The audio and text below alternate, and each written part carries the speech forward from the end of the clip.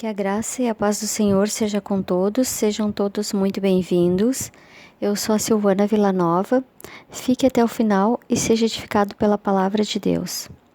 Vamos meditar no livro de 2 Reis, capítulo 5, que nos fala sobre a cura de Naamã, a cura da lepra. E diz assim: Naamã, comandante do exército do rei da Síria, era grande homem diante do seu senhor e de muito conceito, porque por ele o Senhor dera vitória à Síria. Era ele herói de guerra, porém leproso. Então esse homem, comandante da Síria, um homem de status, um homem reconhecido pelas vitórias ganhas, através do seu exército para a Síria, porém leproso. Agora que essa lepra, naquela época, era sinônimo de morte, porque não havia cura para essa doença. E as pessoas que tinham essa doença, elas tinham que ficar afastadas do convívio da família, elas tinham que ficar fora do arraial, fora da cidade, porque eram consideradas impuras. E uma doença contagiosa poderia passar a outras pessoas. Mas Naamã havia levado uma menina cativa da terra de Israel para ficar a serviço de sua esposa. E a menina, percebendo o que estava acontecendo na casa de Naamã, conversou com a sua senhora e falou: tomara o meu senhor estivesse diante do profeta que está em Samaria, ele o restauraria da sua lepra. Então a menina conhecia um profeta que poderia curar Naamã. Naamã já estava condenado, ao pior, a ficar longe da família. Mas essa menina que estava lá com ele teve uma visão diferente. Não viu o fim de Naamã, mas viu que Naamã poderia ser restaurado. É uma menina de Deus que poderia estar naquele momento até revoltada por estar longe da família, por ter sido levada como escrava. Mas uma menina de Deus que teve uma visão de esperança e deu uma palavra de esperança à esposa de Naamã.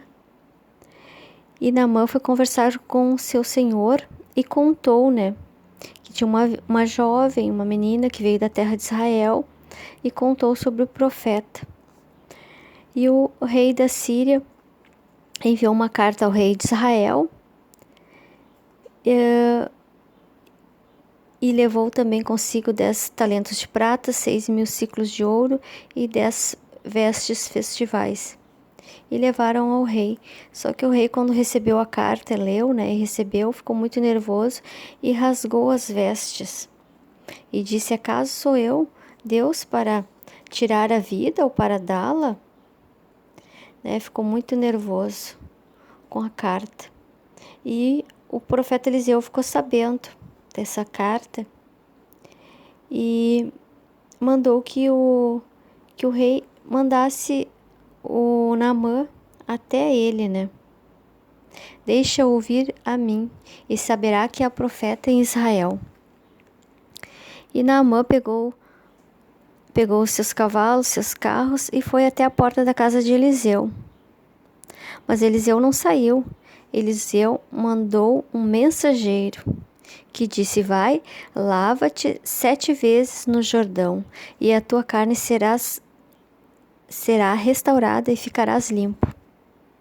Mas Naamã não gostou, Naamã ficou indignado, porque Naamã esperava ter sido recebido pelo profeta e que o profeta fosse orar, invocar o Deus, fosse tocar nas suas feridas e que essas feridas fossem restauradas imediatamente. Imaginou que fosse daquela maneira, que ele seria bem recebido, como ele era acostumado.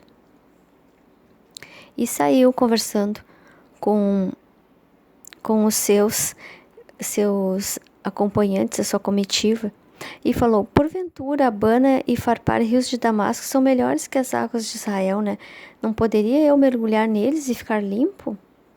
Estava muito indignado. Mas os seus acompanhantes, Os seus oficiais falaram: lava-te e ficarás limpo. Insistiram com ele. Então Naamã não tinha outra alternativa, né? Porque Naamã tinha status, tinha cargo, tinha dinheiro, mas ele estava diante de uma situação que seria o seu fim. Ele estava necessitando de um milagre. Então ele teve que obedecer, teve que quebrar o seu orgulho e obedecer. E desceu e mergulhou no Jordão por 7 vezes. E diz aqui: e a sua carne se tornou como a carne de uma criança e ficou limpo. Aleluia. E voltou ao homem de Deus, ele e toda a sua comitiva. Veio e pôs-se diante dele e disse: eis que agora reconheço que em toda a terra não há Deus senão em Israel. Aleluia. Então Naamã teve que se humilhar, né? Mergulhar no Rio Jordão. Não foi recebido como ele esperava pelo profeta. E teve que mergulhar com a fé, na esperança de ser restaurado. E como ele obedeceu, né, aconteceu a restauração. E ele ficou muito grato, né? E Naamã adorava outros deuses, mas porém quando recebeu o milagre de Deus, Deus de Israel, ele se propôs a adorar somente o verdadeiro Deus. Aleluia.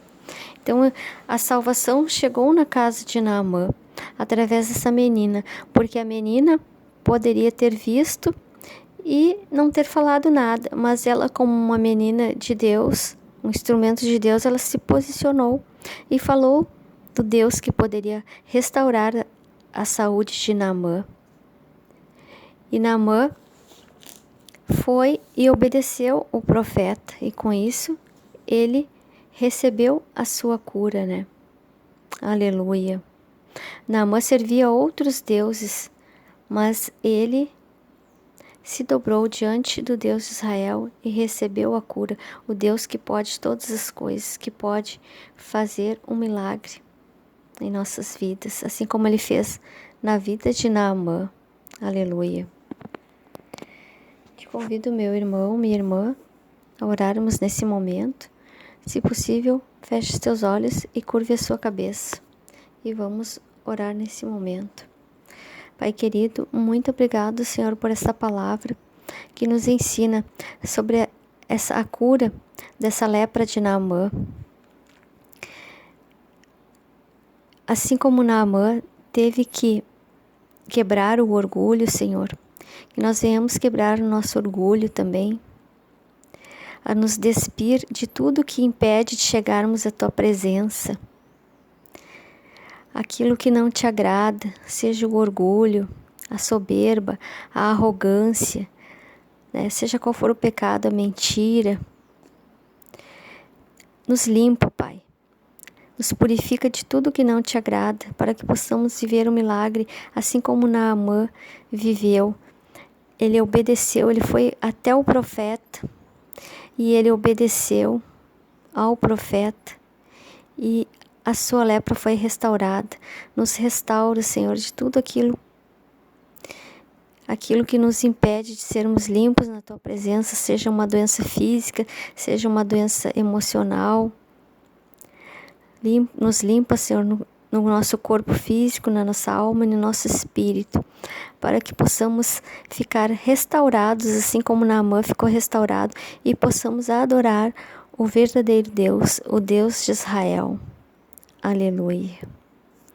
É o que te pedimos, Pai, nesse momento, e já te agradecemos. Em nome de Jesus.